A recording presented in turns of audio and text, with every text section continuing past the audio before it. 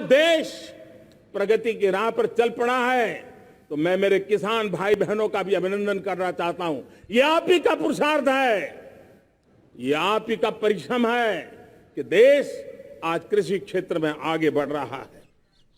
मैं मेरे मजदूरों का, मेरे श्रमिकों का, मेरे प्रिय परिवारजन, ऐसे कोटि कोटि श्रमिकों को आज मैं नमन करता हूं, उनका अभिनंदन कर रहा हूं। देश आज जो आधुनिकता की ओर बढ़ रहा है, विश्व की तुलना करने वाले सामर्थ्य के साथ नजर आ रहा है, उसके पीछे मेरे देश के मजदूरों का, मेरे देश के श्रमिकों का बहुत बड़ा योगदान है।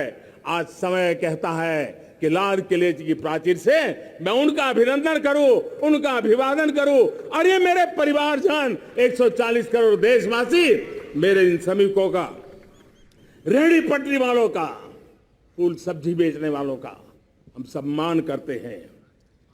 मेरे देश को आगे बढ़ाने में, मेरे देश को प्रगति की नई ऊंचाई पर ले जाने में प्रोफेशनल्स की बहुत बड़ी भूमिका है, बढ़ती रही है।